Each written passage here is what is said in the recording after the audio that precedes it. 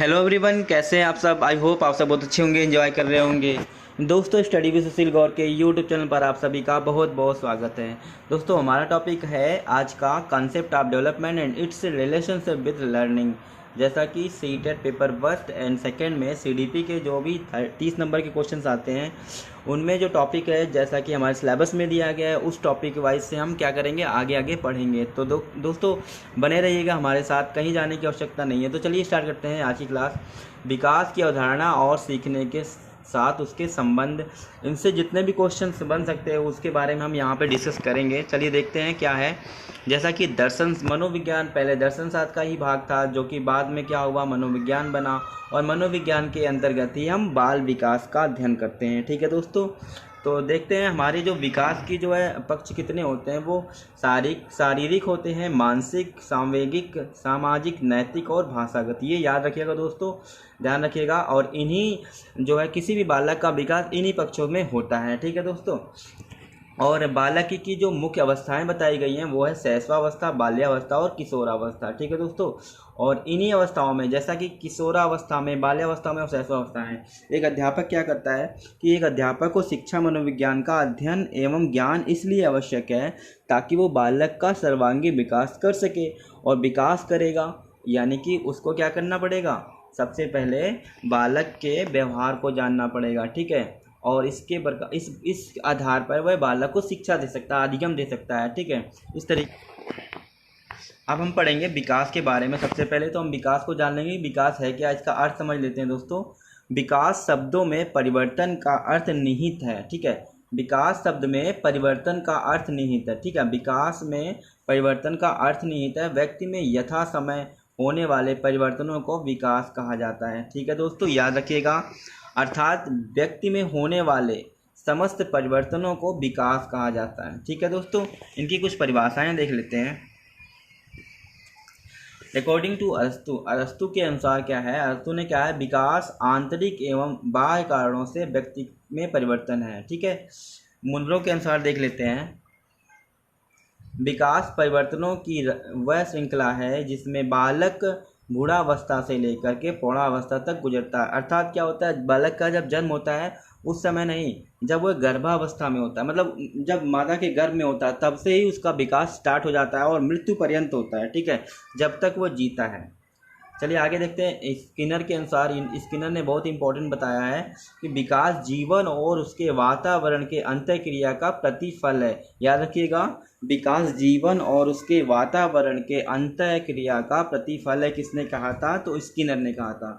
दोस्तों ये जो है डायरेक्ट पूछ ली जाती है परिभाषाएं, तो इसको याद रखिएगा। आगे देख लेते हैं कुछ और लोगों की।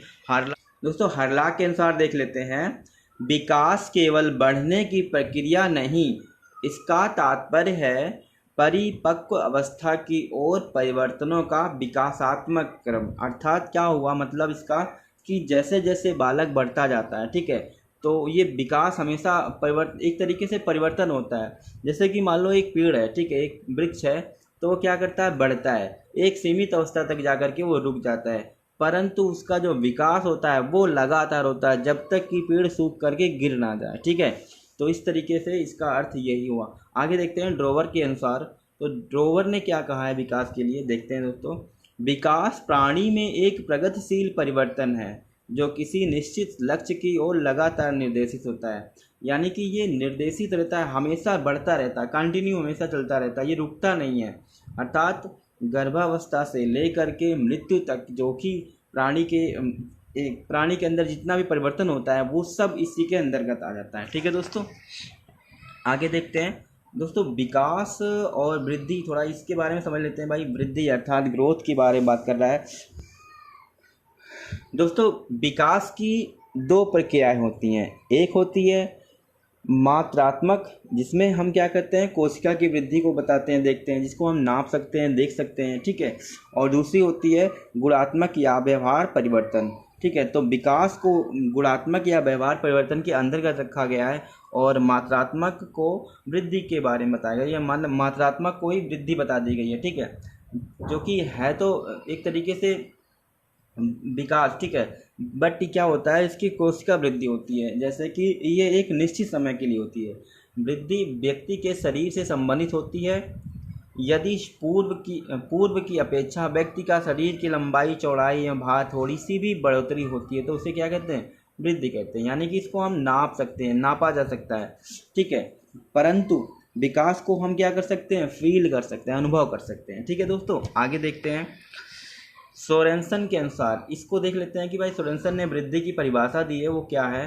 तो वृद्धि से आशय शरीर तथा शारीरिक अंगों का भार तथा आकार की दृष्टि से वृद्धि होना, ऐसी वृद्धि जिसका मापन संभव हो सके, ठीक है। जैसे हमारे नेल बढ़ते हैं, हमारे बाल बढ़ते हैं, ठीक है, हमारा शरीर बढ़ता है, कद काठी, ऐसा नहीं है कि बढ़ते जाएगा लगातार ना, एक निश्चित समय के लिए जो है निश्चित समय तक बढ़ता है और निश्चित दूरी तक बढ़ता है, लंबाई तक, उसके बाद वहाँ पे क्या करता है? स्टॉप हो जाता है। इस तरीके से ये वृद्धि होता है। परंतु विकास क्या होता है? जीवन पर्यंत होता है, जैसा कि अभी हम लोगों ने ऊपर पढ़ा था, ठीक है। आगे देखते हैं वृद्धि और विकास में अंतर देख लेते हैं दोस्तों। वृद्धि और विकास में अंतर क्या है? तो वृद्धि क्या होती है? परिमाणात्मक होती है या फिर मात्रात्मक होती है, जिसको हम नाप सकते हैं, माप सकते हैं, तौल सकते हैं, ठीक है। ये हमें आंखों से दिखाई देता है, ठीक है। परंतु गुणात्मक या व्यवहारात्मक जो होती है वो होती है विकास के अंतर्गत, ठीक है। इसको क्या कहते हैं? हम व्यवहार के अंतर्गत, मतलब व्यवहारिक होता है, ये हम इसे फील कर सकते हैं।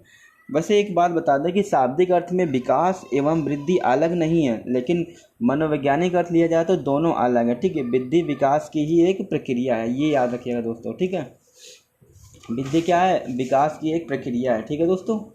चलिए आगे देख लेते हैं। सेकंड नंबर लिखते हैं परिपक्व अवस्था तक। और ये क्या होता है? एक निश्चित अवस्था तक जाकर रुक जाती है।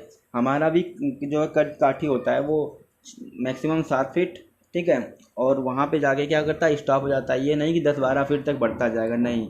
एक परिपक्व यानी कि मैच्योरिटी तक ये रुकते, मैच्योरिटी तक होता है। मैच्योरिटी के बाद क्या होता है? स्टॉप हो जाता है। और ये क्या होता है? जीवन पर्यंत रहता है। हम हमेशा कुछ ना कुछ सीखते रहते हैं। हमारे विकास के अंतर्गत क्या होता है? वो आता रहता है जब तक कि हमारी मृत्यु ना हो जाए, ठीक है। इसलिए वृद्धि क्या होती है? सीमित होती है, सीमित होती है, याद रखिएगा दोस्तों, सीमित होती है। और इसको क्या कहते हैं? ये व्यापक रूप में होता है, ठीक है दोस्तों, याद रखिएगा, व्यापक रूप में, ठीक है।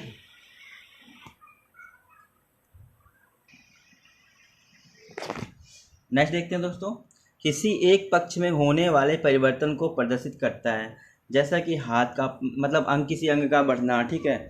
इस तरीके से ये क्या करता है? किसी एक पक्ष को लेकर चलता है। लेकिन व्यक्ति के जो विकास होता है, व्यक्ति के व्यक्तित्व में होने वाले संपूर्ण परिवर्तन को संयुक्त रूप से प्रकट करता है, ठीक है।